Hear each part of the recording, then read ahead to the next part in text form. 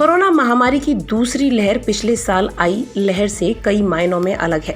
पहली लहर संक्रामक के साथ साथ घातक भी थी, लेकिन दूसरी लहर संक्रामक ज्यादा और घातक कम है।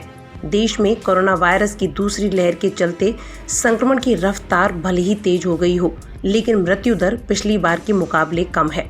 लैंसेट कोविड-19 कमीशन इंडिया टास्क फोर्स ने अपनी रिपोर्ट में यह खुलासा किया है। रिपोर्ट में कहा गया है कि फरवरी से अप्रैल तक प्रतिदिन 10,000 से 80,000 नए मामलों की वृद्धि 40 दिन से भी कम समय में हुई, जबकि पिछले साल इस आंकड़े तक पहुंचने में 83 दिन लगे थे। इसके अलावा पहली और दूसरी लहर में एक और अंतर है। यह अंतर है कि सकारात्मक परीक्षण वाले कई मामले हल्के रोग सूचक हैं, जिसके परिणाम स्वरूप अस्पताल में भर्ती और मृत्यु होने की दर अपेक्षाकृत कम है। मार्च 2020 में महामारी की शुरुआत के बाद से ही समग्र मामला मृत्यु अनुपात यानी CFR लगभग 1.3% बताया गया था, जबकि 2021 की शुरुआत से वायरस का सामना करने वाले रोगियों के बीच CFR 0.87% से काफ़ी कम है। लिहाजा ऐसा लगता है कि CFR की रफ्तार दूसरी लहर में कम है।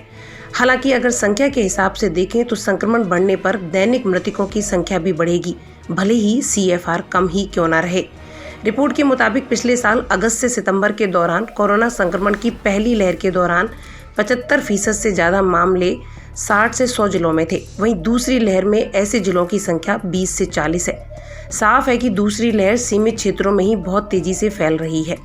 लैंसेट के मुताबिक महामारी की दूसरी लहर पहली से इस मायने में भी अलग है क्योंकि इसमें बिना लक्षण वाले या हल्के लक्षण वाले ज़्यादा मरीज मिल रहे हैं। लैंसेट टास्क फोर्स ने अपनी रिपोर्ट में कहा गया है कि टीकाकरण के तुरंत बाद संक्रमण का खतरा ज़्यादा रहता है। इसका मुख्य कारण कम प्रतिरक्षा या संक्रमण से बचाव के नियमों के पालन में लापरवाही हो सकता है।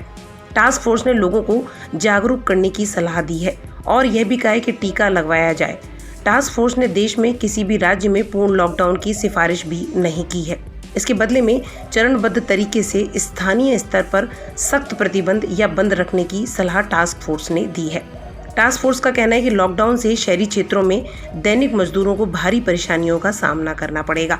इसलिए कोरोना संक्रमण की चेन तोड़ने के लिए स्थानीय स्तर पर ही उपाय किए जाने चाहिए।